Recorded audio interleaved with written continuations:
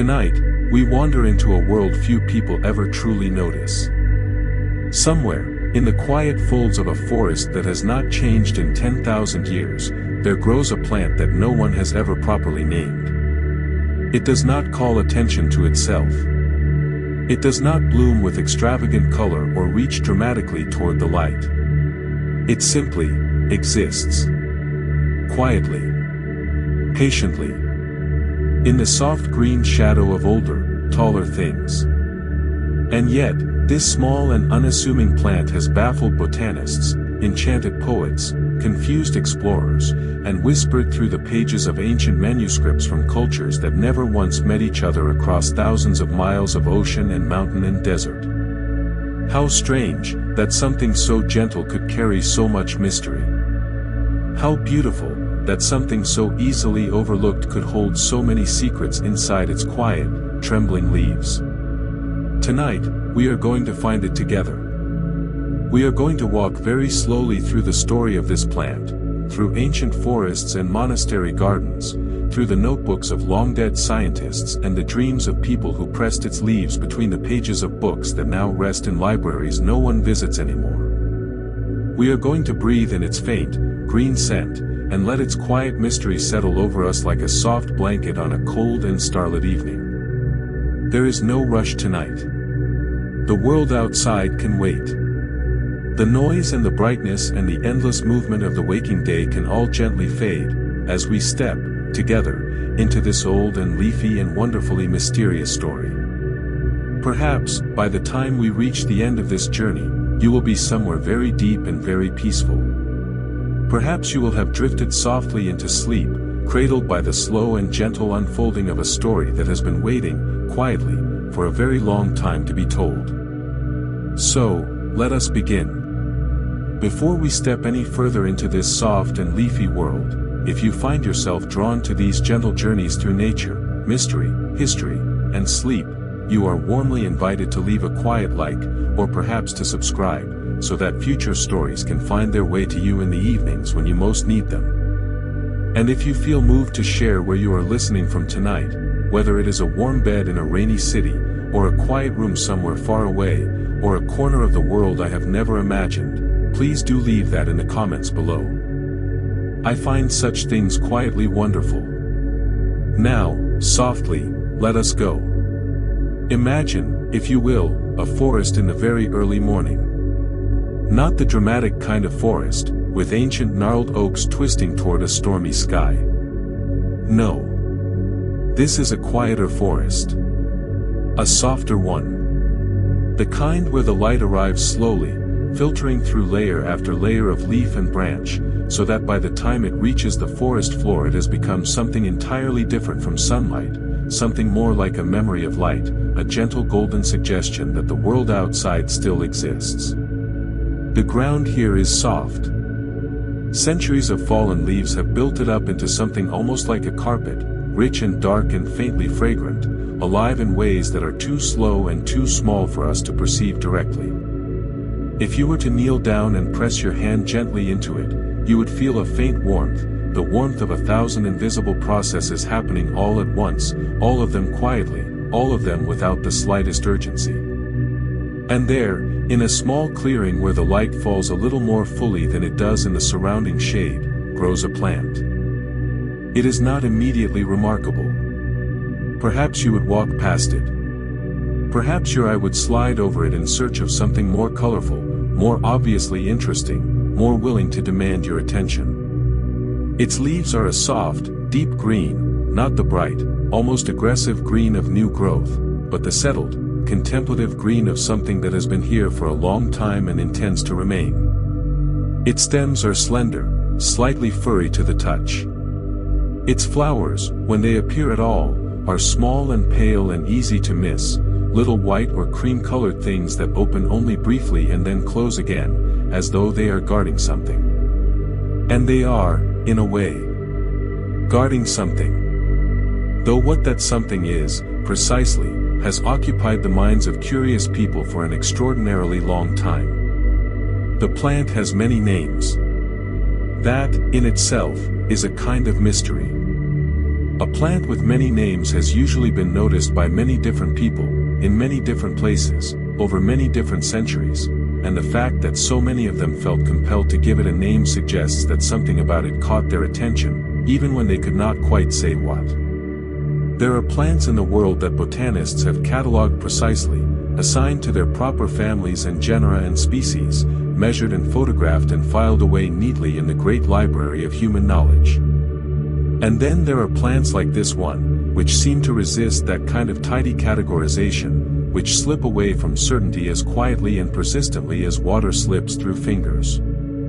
In some old European traditions, it was called by a name that translates roughly as the listening plant, a name given, perhaps, because of the way its leaves seemed to orient themselves towards sound, or perhaps simply because people who sat near it for a long time found themselves becoming very quiet and very attentive, as though the plant were teaching them, gently, how to listen. In certain parts of Asia, similar plants bearing remarkably similar properties were described in texts that are many hundreds of years old, texts written by scholars who had no knowledge of their European counterparts, and yet who described the same strange qualities, the same tendency to grow in specific, almost intentionally chosen locations, the same faint scent that people consistently described as calming, as clarifying, as somehow conducive to a particular kind of deep and restful sleep.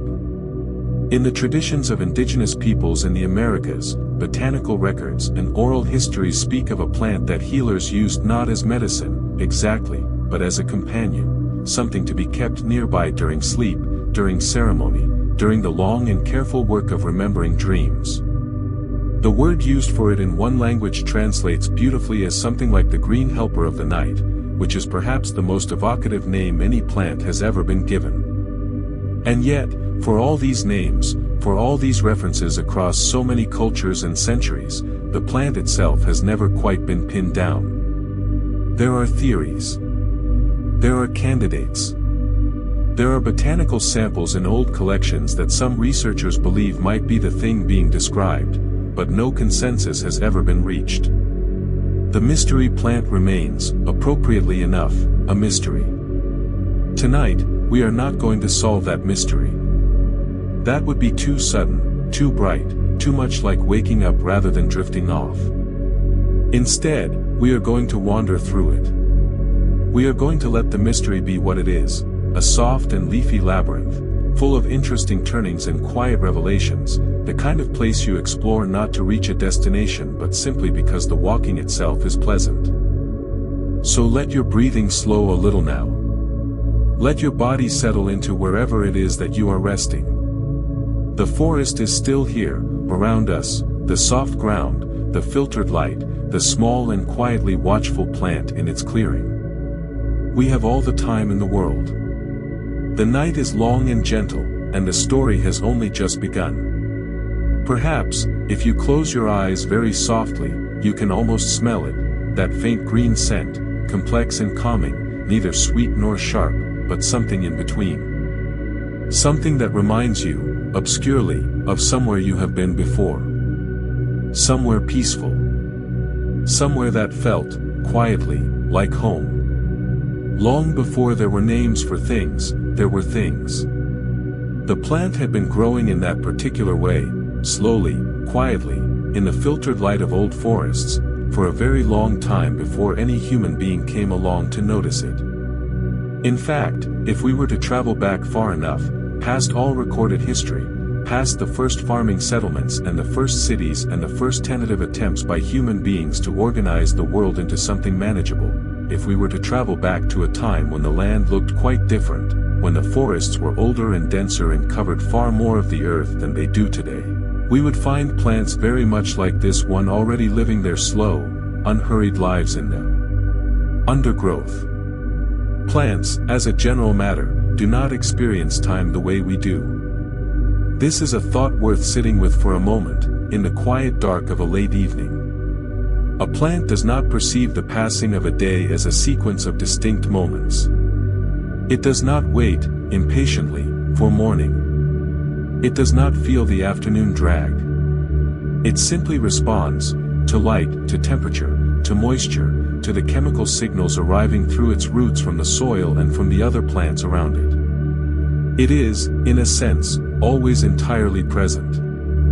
And there is something in that quality, that total, unself-conscious presentness, that human beings have always found, in their quieter moments, to be deeply restful to contemplate.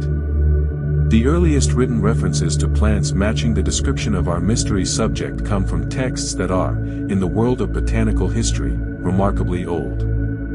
There are clay tablets from ancient Mesopotamia, those flat, dried pieces of earth that were once the notebooks of a civilization long vanished, that describe the properties of certain plants in careful, methodical detail. Among them are references to plants that grew in specific conditions, near water or in deep shade, that were used not for their physical properties in the way that many medicinal plants were used, but for something harder to define. Something to do with the mind. With sleep. With the peculiar territory that exists between waking and dreaming. The scribes who made these records were not romantic about it. They were practical people, writing for practical purposes, the preservation and transmission of useful knowledge. And yet even their dry, careful language carries a faint warmth when it comes to these particular plants. There is a quality of attention in the writing, a slight slowing of the usual clipped record-keeping style, that suggests the scribes themselves found something worth lingering over in the subject. Across the ancient world, in Egypt, in India, in China, in Greece, similar moments of unusual attention appear whenever writers turn to the subject of sleep-inducing plants. The ancient Egyptians had a sophisticated relationship with the natural world, one that we are still in the process of fully understanding, and their botanical knowledge was considerable. The famous Ebers Papyrus, one of the oldest medical texts in human history, contains descriptions of plant preparations used to ease the transition into sleep, and some researchers, poring over those descriptions with modern botanical knowledge, have suggested that at least one of the plants described bears a striking resemblance to our mysterious subject. In ancient India, the vast and ancient tradition of Ayurvedic medicine developed an extraordinarily detailed understanding of plants and their effects on the human body and mind. Some of the plants described in the oldest Ayurvedic texts have properties, particularly their effects on what those texts called the quality of sleep, meaning not merely its duration but its depth, its character, its capacity to restore, that sound remarkably like accounts from completely unrelated traditions on the other side of the world. The ancient Greeks, who had a name and a story for almost everything, wrote about a class of plants they associated with Hypnos, the god of sleep, that gentle deity who lived, according to the myths, in a cave somewhere at the edge of the world, surrounded by poppies and other plants of the night. Some of the plants they described were clearly identifiable, the poppy, the lettuce, the valerian. But others were described in ways that do not map neatly onto anything in the modern botanical record, suggesting either that the Greeks were describing something now extinct or something that has simply been forgotten, or something that we have not yet recognized as the thing they were talking about. And there is always that third possibility, that we are looking for the wrong thing. That we have been searching for a single, fixed, identifiable species when what the ancient writers were actually pointing to was something more like a quality. A way of growing. A relationship between plant and place that creates, in those who spend time nearby, a particular and deeply pleasant state of mind. This is, perhaps, the most intriguing possibility of all. Because it would mean that the mystery plant is not lost. It was never lost.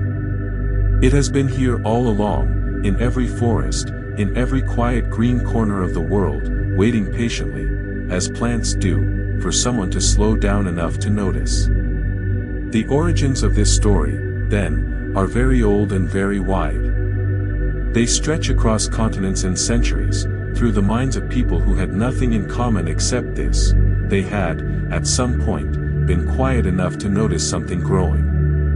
And having noticed it, they could not quite let it go. Let your own thoughts grow a little quieter now. Let them settle, as leaves settle on still water. The history of this plant is long and deep, and we have only just begun to trace its roots. There is a small and beautiful mystery hidden in the way this plant grows. Most plants, as they develop, follow patterns that botanists can predict with considerable accuracy. Given the right species, the right conditions, a botanist can tell you roughly how tall a plant will grow, how many leaves it will produce, when it will flower, how its roots will spread through the soil. Plants, in general, are legible. They follow the logic of their genetics with a faithfulness that is almost mathematical. Our mystery plant does not always do this. In some environments, it grows in a fairly ordinary way, modest and predictable, staying close to the ground, producing its small flowers at regular intervals, behaving, in short, like a well-mannered botanical subject.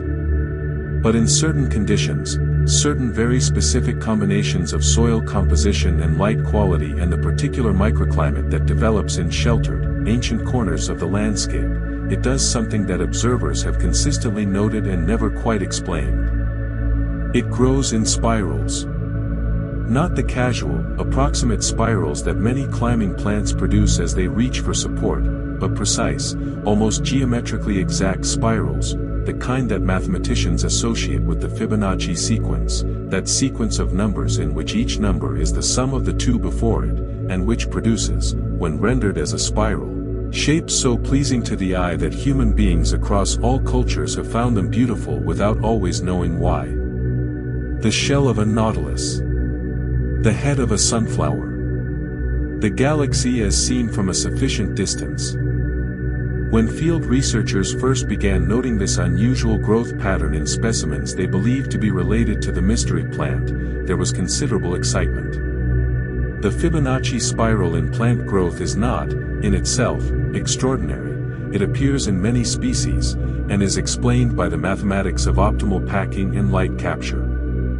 But the precision with which certain specimens of this plant produce their spirals, and the consistency with which that precision correlates with the specific microclimatic conditions that those ancient manuscripts kept referencing, suggested something more interesting than coincidence. It suggested that this plant, in some way not yet fully understood, was responding to its environment with unusual sensitivity. That it was, in those particular conditions, expressing a kind of attentiveness to its surroundings. A responsiveness.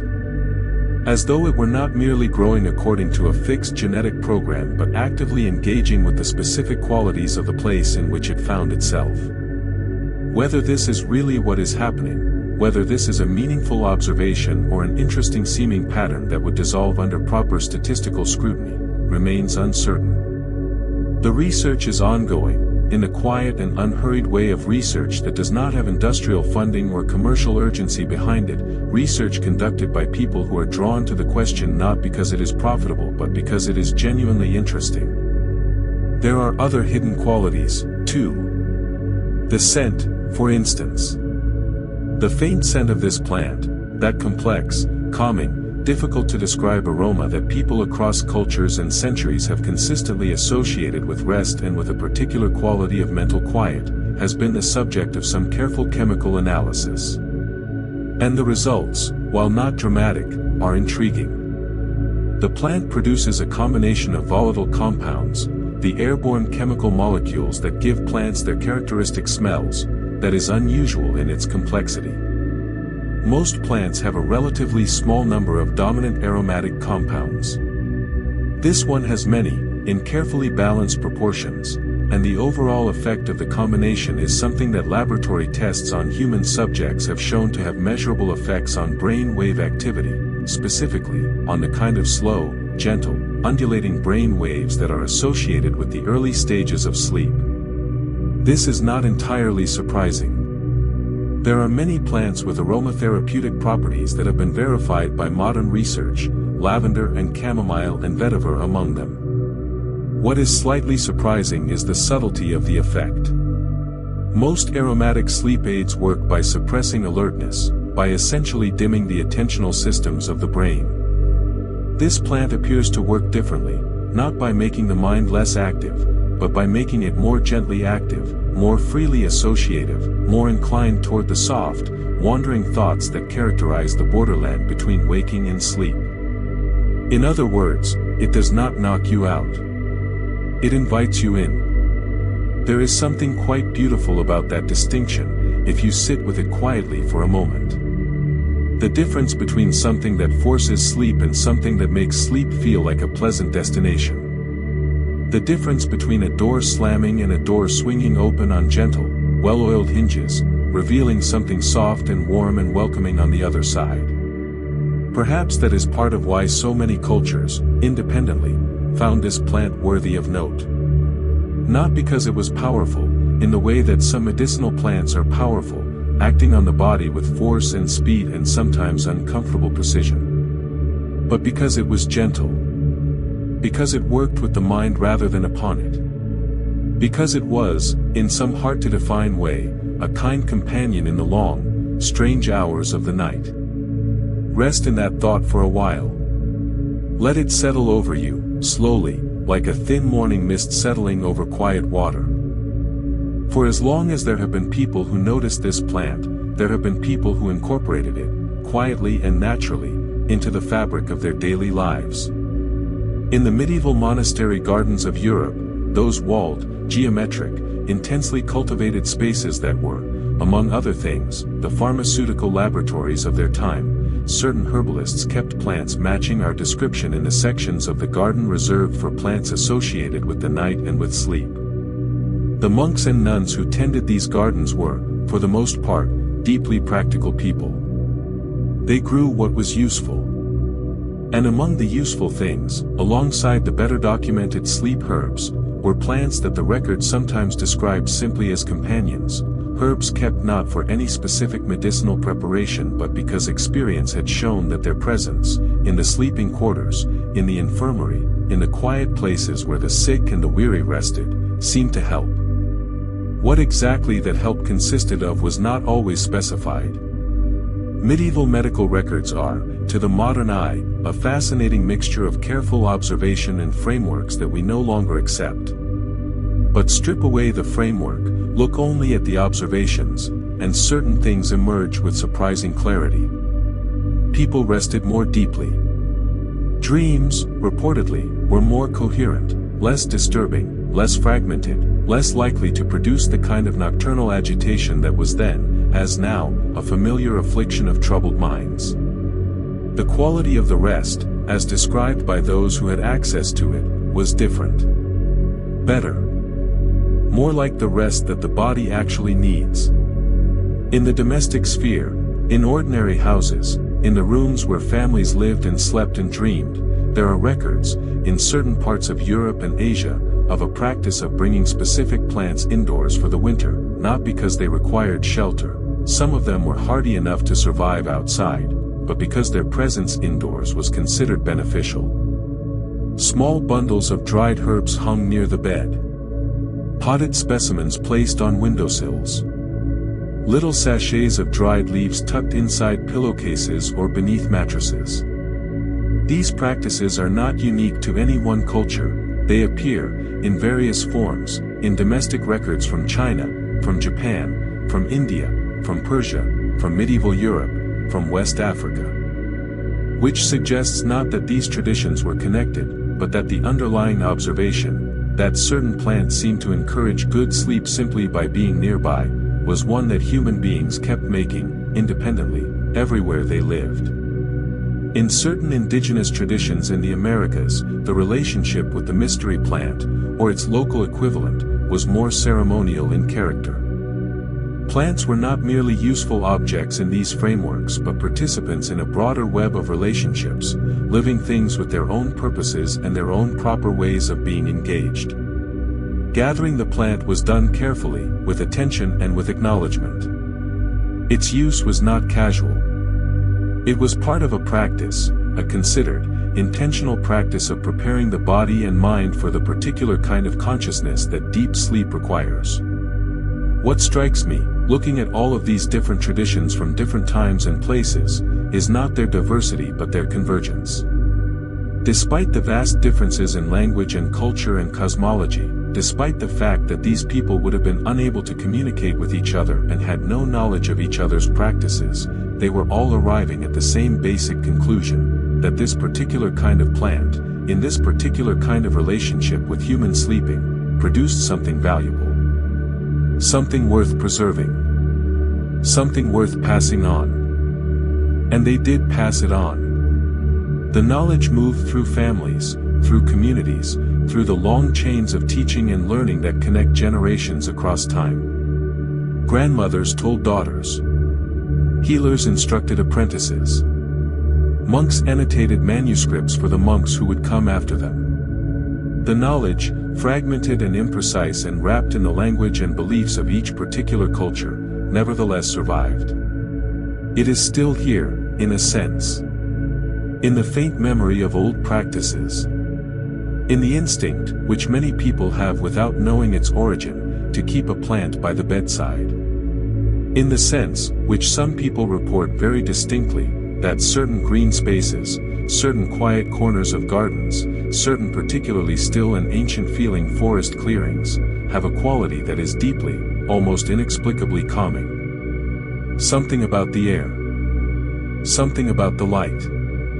Something about the presence of particular kinds of living things. Perhaps the knowledge was never really lost. Perhaps it simply became quiet, the way the plant itself is quiet, the way all the most important things seem to be quiet, waiting patiently for the kind of attention that only comes when everything else has settled down. Your breathing may be very slow now. Very easy. The stories of all those people who lived alongside this quiet green companion, who wove it into the fabric of their nights, are drifting very gently around you. You are part of a very long story. A story that goes back much further than you might have imagined. Science, when it comes to plants, has a way of discovering things that ancient traditions have known for a very long time. This is not a criticism of science. Science is a method, a rigorous, careful, self-correcting method of distinguishing reliable knowledge from unreliable knowledge, and it is, in its way, one of the finest achievements of the human mind. But it is also slow, appropriately slow, because the slowness is part of what makes it trustworthy. And this means that formal scientific understanding often arrives, somewhat breathlessly, at places where traditional knowledge has been quietly residing for centuries.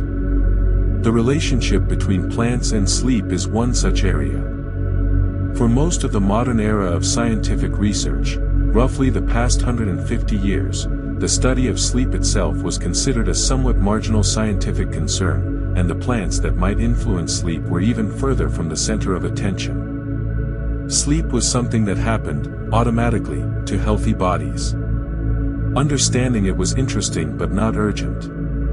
Understanding the plants that might affect it was, at best, a charming historical curiosity. And then, gradually, the understanding of sleep deepened, and everything changed. What we now know about sleep, about its stages and cycles, about the extraordinary complexity of what the sleeping brain is doing during those hours of apparent stillness, has transformed it from a medical footnote into one of the most actively studied areas of neuroscience.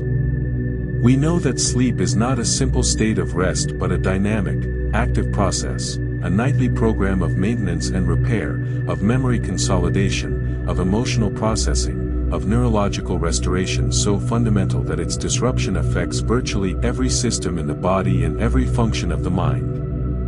We know that the transition from wakefulness to sleep is not a simple on-off switch but a gradual shifting through distinct states of consciousness, each with its own characteristic brain wave patterns, each serving different purposes. And we know that this transition, the falling asleep, the letting go of the waking world, is for many people the most difficult part of the whole process. The body is tired, the mind is ready, and yet something holds on. Something keeps the thoughts turning, the awareness alert, the subtle machinery of consciousness running even when it would be better served by stillness. What the mystery plant appears to do, if the research is right, and if the specimens being studied are truly related to the plant described in those ancient traditions, is to gently assist with that transition. Not by suppressing the nervous system, not by overwhelming the body's alerting mechanisms with chemical force, but by engaging with a particular pathway in the brain's chemistry, a pathway associated with what neuroscientists call the default mode network, which is the network of brain regions that become active when the mind is not engaged with specific tasks, when it is instead in the quiet, free-ranging mode of daydream and reverie. This is the mode you might be approaching right now, as a matter of fact. That lovely, slightly drifting state where thoughts arise and dissolve without any particular effort, where the ordinary boundaries of the self become a little softer, where the boundary between the story you are hearing and the stories your own mind is beginning to tell starts to become pleasantly indistinct. The default mode network is, in a sense, the threshold state, the mental geography of the border between waking and sleep. And what the plant appears to do is to make that threshold state more accessible, more stable, more pleasant to inhabit. It does not push you through the door.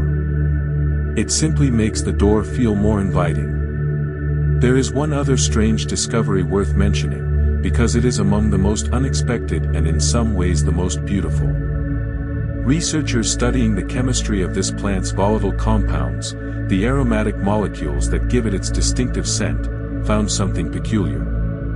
When they exposed human subjects to the scent and then asked them to describe their experience, the descriptions were remarkably consistent, and they were consistent not only within a given cultural group but across cultural groups.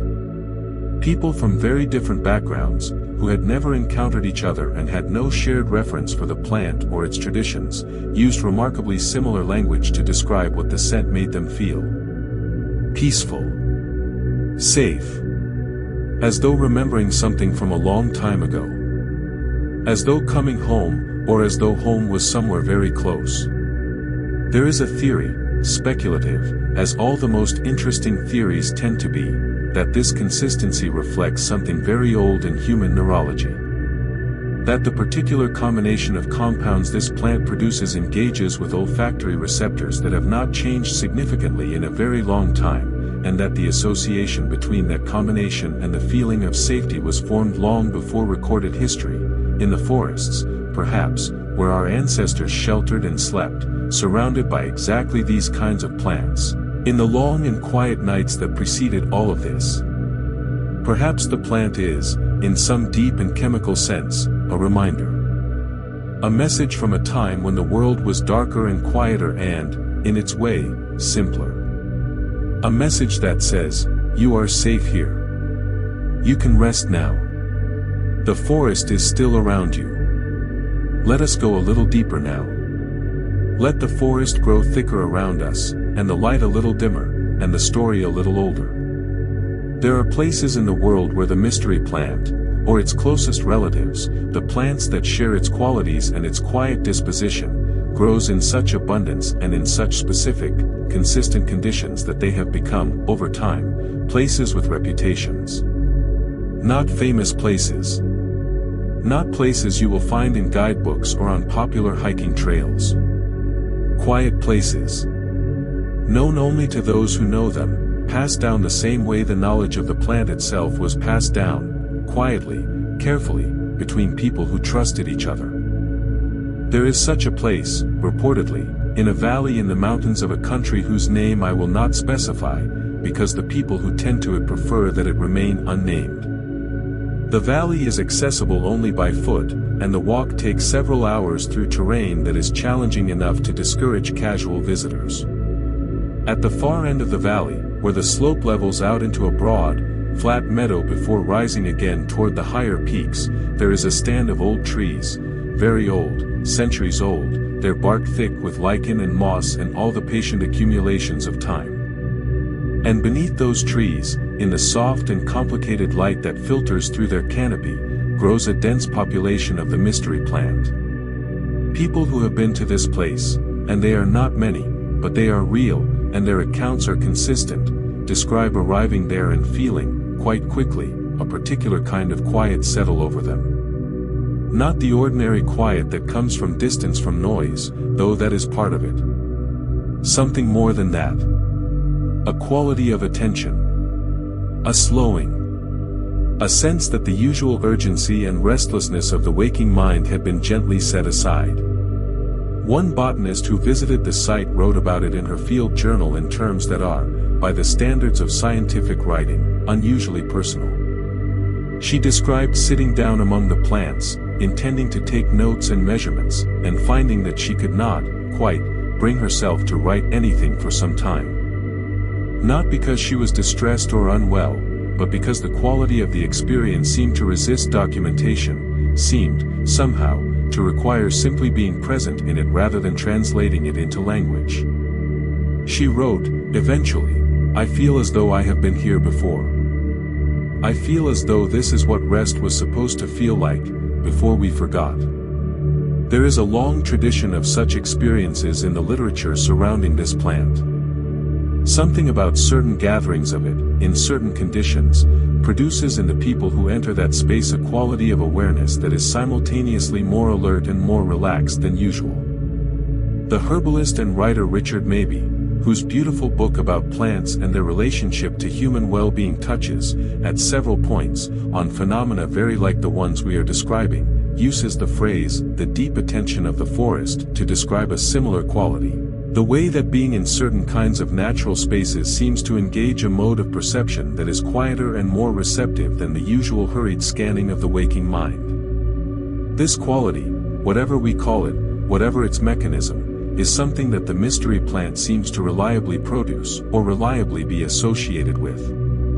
Whether it is causing the experience through its chemical emissions, or whether it simply tends to grow in places that already have this quality, or whether the two are somehow inseparable, whether the plant is, in some sense, the visible expression of a particular quality of place, remains genuinely unclear.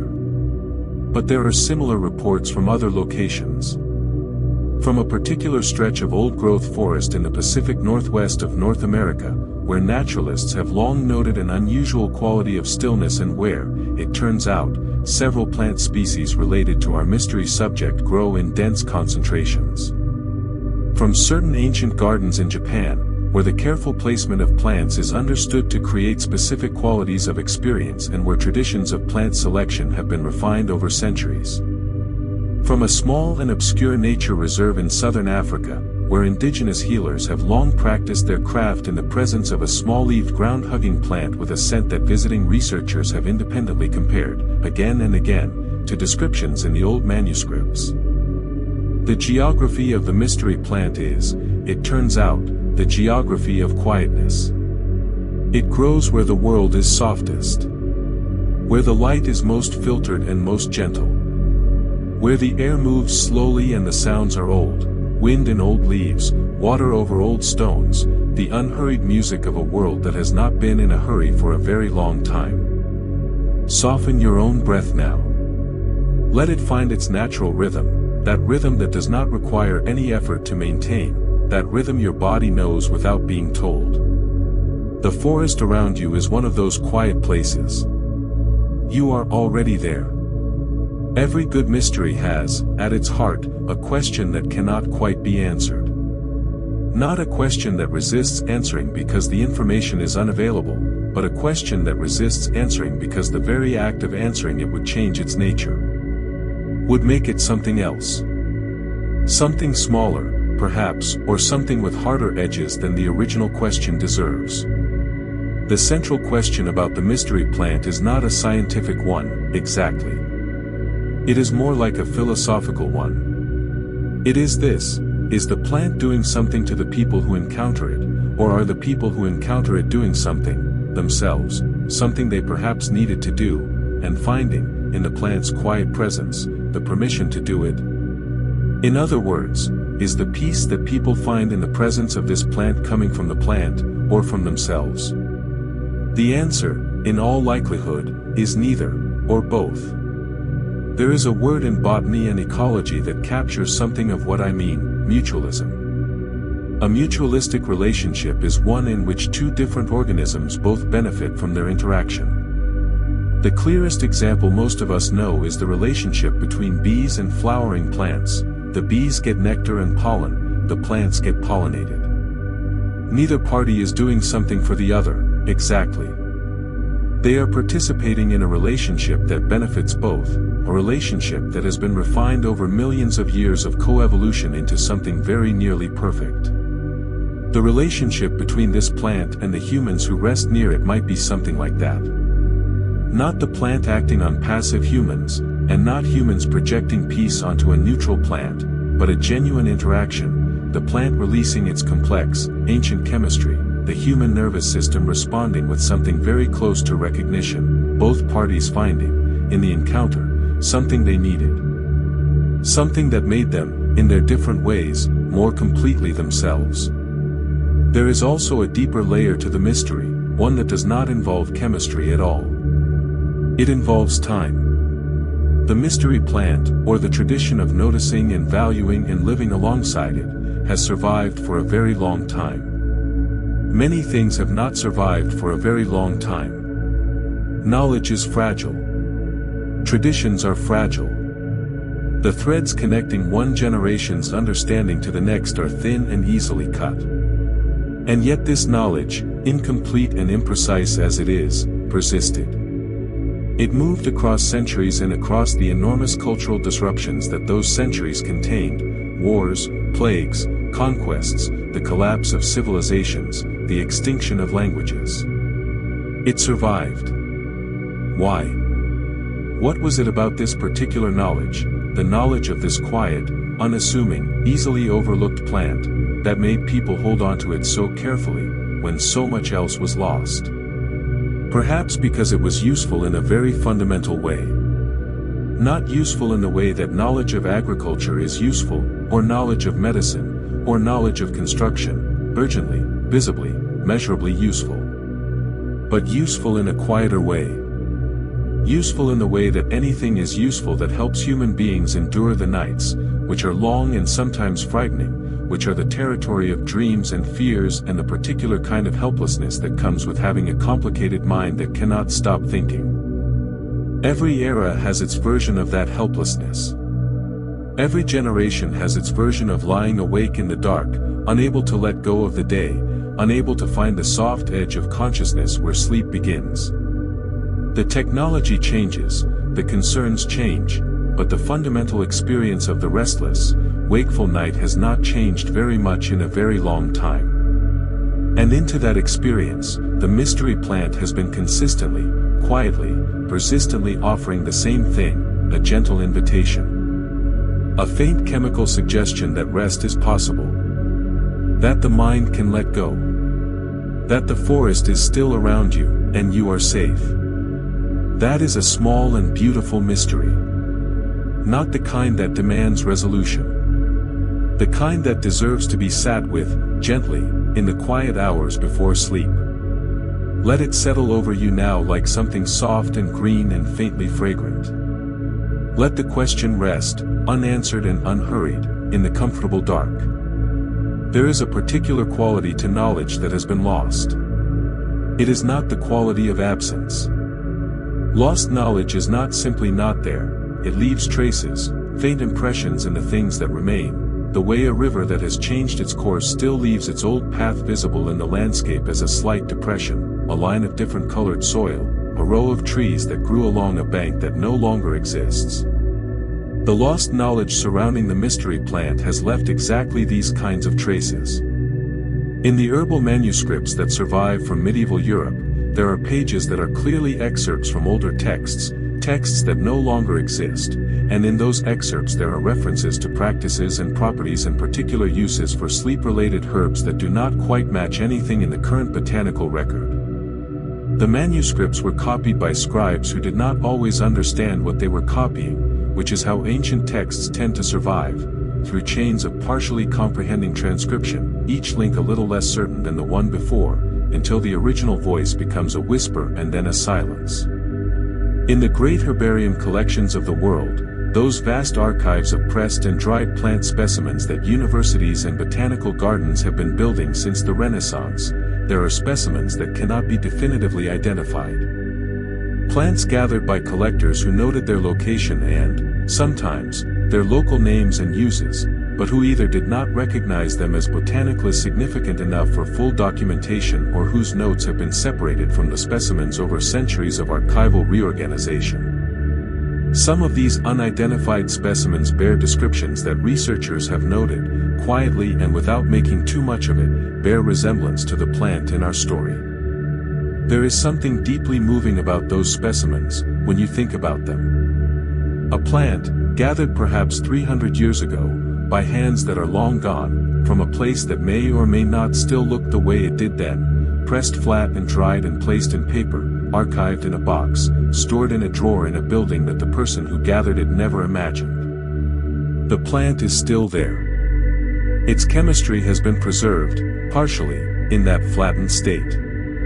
Its structure can still be examined. And somewhere in that structure, if the right researcher looks in the right way, there may still be the echo of a knowledge that was considered worth preserving. The monks who once grew it in their infirmary gardens are gone. The indigenous healers who used it in their nighttime rituals, many of their traditions disrupted or destroyed by colonization and the violent erasure of indigenous knowledge that accompanied it, are, in many cases, absent. The grandmothers who told their daughters which plant to tuck beneath the pillow, their knowledge dissolved into the general amnesia of modernity, which replaced the specific and local knowledge of plants with the generalized and impersonal knowledge of pharmaceuticals.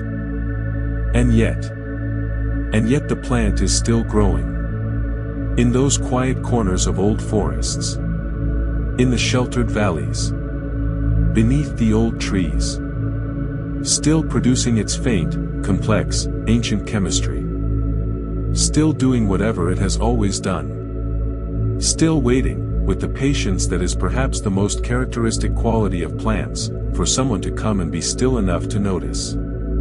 There is a word in Welsh, a language with an unusual gift for naming things that other languages struggle with, that is sometimes translated as a longing for a home you cannot return to, or a longing for a past that perhaps never quite existed. The word is hiraeth. And when I think about the forgotten knowledge of the mystery plant, I feel something adjacent to hiraeth, a sense of something once known and now only half remembered, a shape in the memory whose edges are not quite clear but whose emotional presence is very distinct.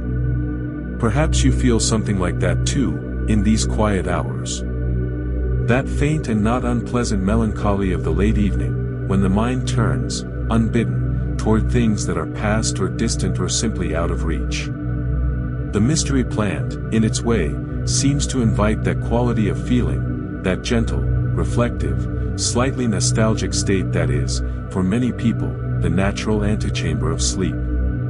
The forgotten moments are not really gone. They are just very quiet now. Very still. The way the old forest is still, and the clearing is still, and the plant in the clearing is still, and everything is waiting, very gently, for something that has no name. Let us rest for a moment from history and science and philosophy. Let us simply be in the place where the plant grows. It is evening. The particular quality of evening light that belongs to late summer, golden, slightly hazy, thick with the warmth of a day that has been generous with its heat. The forest has absorbed that heat all day and is now releasing it slowly, the way forests do, so that the air among the trees is not hot but warmly temperate, the temperature of a comfortable room, the temperature that the body registers as safe.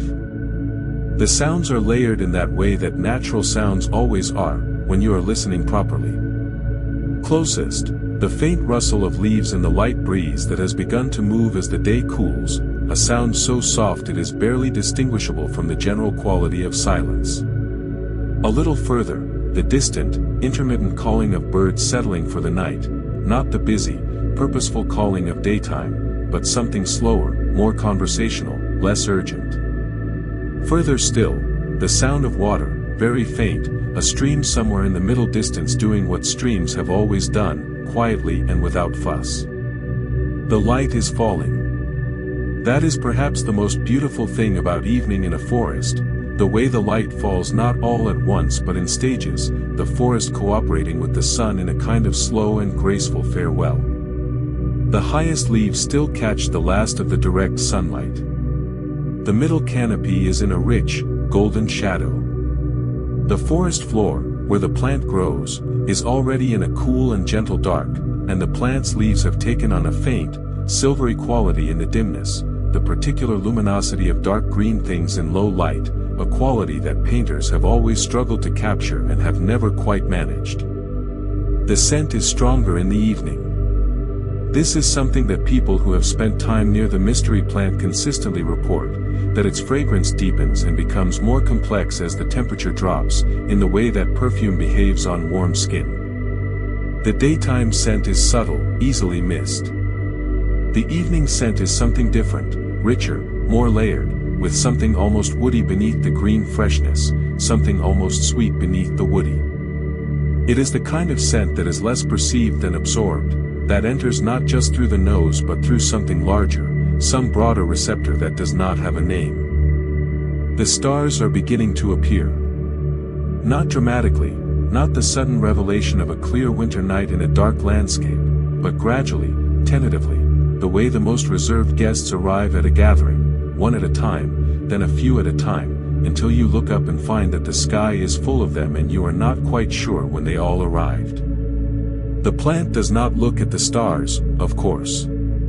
It does not look at anything. And yet there is something about its orientation in this low light, the way its leaves are positioned, the way its stems curve very slightly, that subtle and beautiful spiral, that seems to align it with something above and beyond itself. As though it is in conversation with the sky, in the slow and chemical language of plants, that language which we do not speak and cannot translate but which we can, in our quieter moments, almost sense. A moth comes.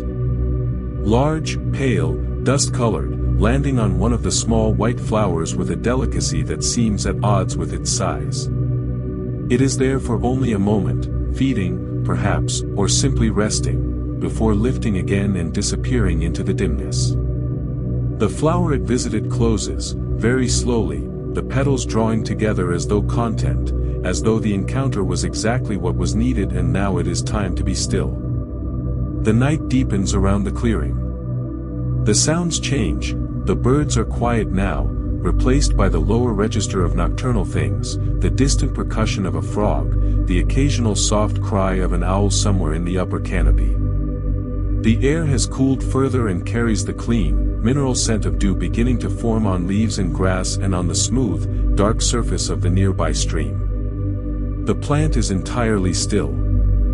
This is what plants do at night, they rest, in their way, the metabolic processes slowing, the activity of growth pausing, the whole organism settling into a quieter mode that is perhaps not sleep in the way we mean it but is something like sleep, something that serves a similar function, something that the organism needs and welcomes and that, in its presence, confers a quality of peace on everything around it. You are part of that everything. You are in the clearing now. The soft ground under you. The cool air on your face. The very faint scent of the plant, and the stars, and the sound of the stream, and the endless, patient, unhurried night settling over everything like the softest of blankets. Breathe in. Very slowly. Breathe out. Even more slowly. You do not need to go anywhere. You are already exactly where you need to be. There is a question that the mystery plant quietly poses to anyone who spends enough time in its company. It is not a question that can be answered by research or resolved by expertise. It is the kind of question that arrives not in the form of words but in the form of a feeling, arising slowly, as the restless part of the mind settles and the deeper part comes forward. The question is something like this: what, in the long story of your life, do you most need to rest from? Not what do you need to do. Not what should you fix or resolve or accomplish. Simply, what needs to be rested from? What weight, carried for perhaps longer than you have acknowledged, could be set down, just for this night, just for these quiet hours? The plant has been carrying its own weight for a very long time. The weight of centuries of unrecorded existence. The weight of all those namings, all that careful attention, all those hands that gathered its leaves or pressed its dried flowers between pages or carried it, in small sachets, across seas and mountains and the enormous distances between one human life and another. It bears all of that weight without complaint, without drama, without any apparent diminishment. It is still just a plant. Still small, still quiet, still growing in its spirals in the filtered light. There is something instructive in that. Something that the philosophical traditions of the world have tried to articulate in many different ways, the idea that presence, simple unelaborated presence in this moment, in this body, in this breath, is not a small thing but the very foundation of everything else. That the capacity to be fully here, without the constant noise of past and future, is not a luxury or an achievement but a kind of homecoming. A return to something that was always already there, beneath the noise. The plant is fully here. It does not carry a narrative about itself. It does not have regrets about yesterday's weather or anxieties about the frost that may or may not come in autumn. It is simply, completely, unreservedly here, roots in the earth, leaves in the air, scent in the night, the whole slow chemical conversation of its life happening in the only moment there is. We cannot be plants. We would not want to be. Our complexity, the complexity that allows us to love and to grieve and to imagine and to wonder, is the complexity that makes us human, and it is worth every discomfort it costs. But we can, sometimes, for a little while, in the company of something very old and very still, touch something of that quality. That unreserved presence. That rest from narrative. The people who valued this plant, across all those cultures and centuries, were not naive about suffering. Many of them lived lives that were, by any measure, harder than ours, shorter, more precarious, more exposed to the brutal contingency of the physical world. They knew grief. They knew fear. They knew the long, dark hours of the unquiet mind. They did not use this plant as an escape from any of that. They used it as a reminder, a gentle, fragrant, living reminder, that beneath all of it, there was still this. The green world. The quiet. The breath. The moment. The deep rest that is available, always, to those who can find their way to it. Memory is a strange thing, in the hours before sleep. It does not behave the way it behaves during the day, sequential, purposeful, under the control of intention. It drifts. Things surface that have not been thought of in years, a face, a room, a quality of light from a morning in a summer long past, a smell that connects without any apparent logic to a feeling from childhood. The sleeping mind is a natural archivist, sorting through the contents of a life with its own inscrutable system, filing things that were important and releasing things that were not. Perhaps some of what surfaces, tonight, in the drifting that is already beginning to happen at the edges of your awareness, will be good.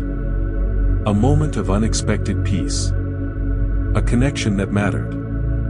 A beauty that was perhaps overlooked at the time and is only now, in the quiet, being properly received. The plant is very still in the clearing. The night has fully arrived.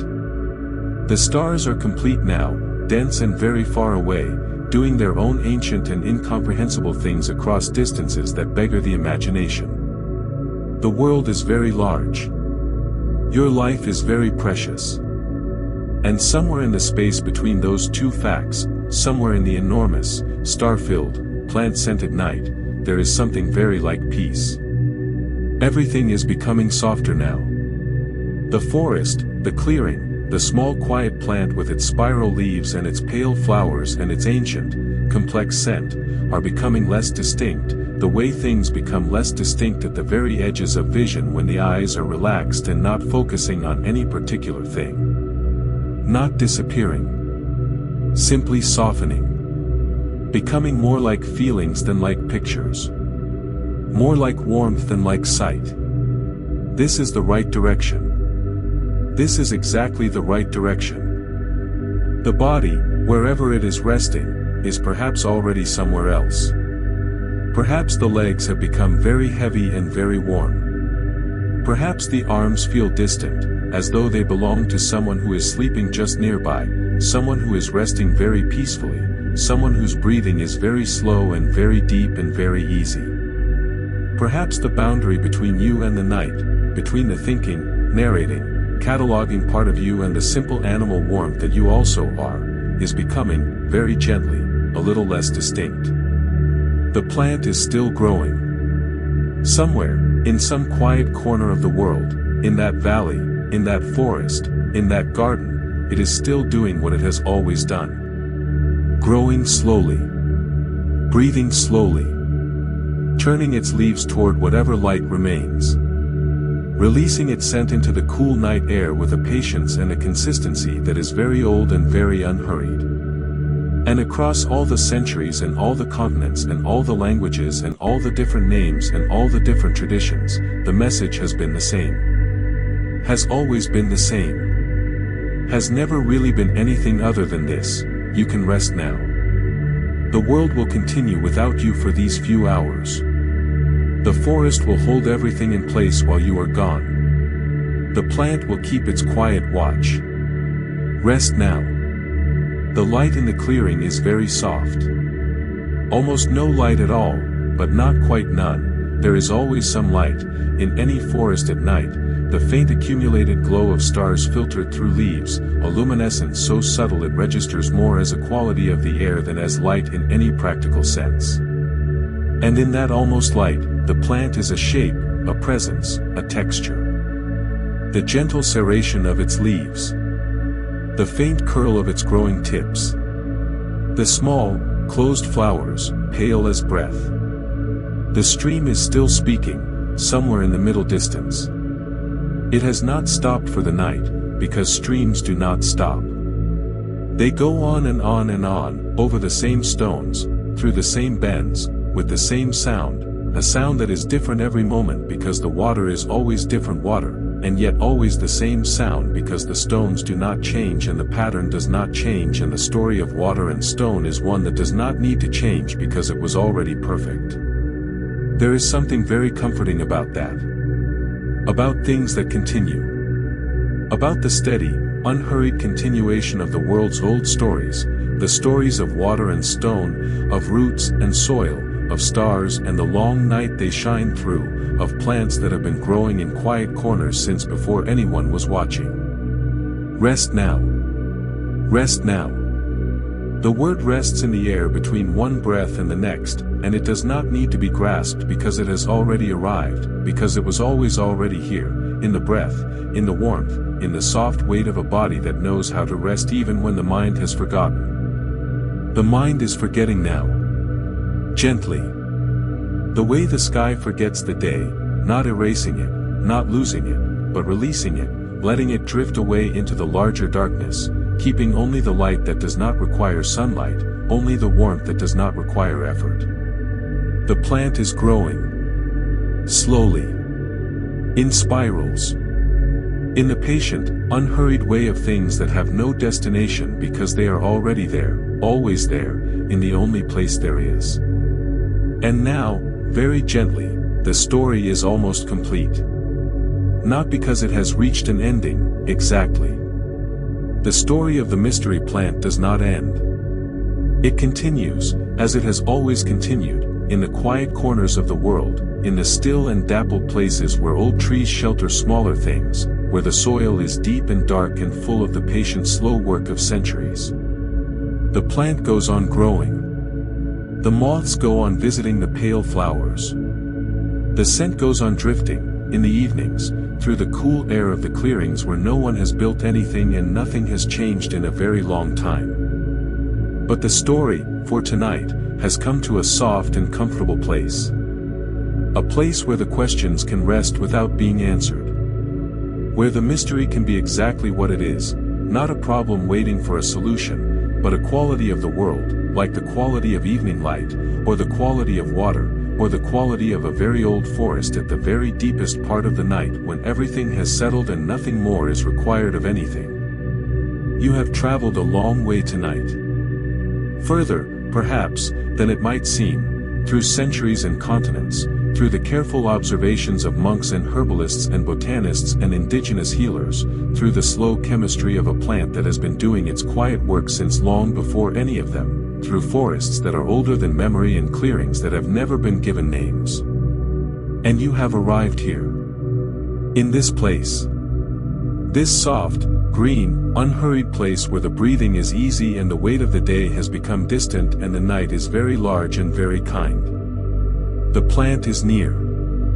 You cannot see it in this darkness, but you know it is there, that slight, complex fragrance on the air, that quality of stillness that it confers on the space around it, that ancient and reliable invitation to let go. So let go now. Very gently. Very completely.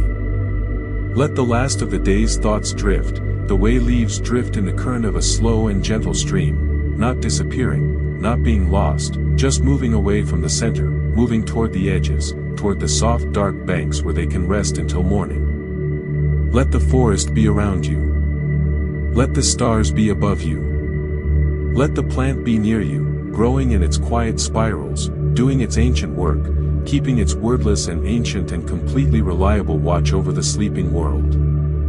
The stream is still speaking. The owl has gone quiet now, or moved to a more distant tree.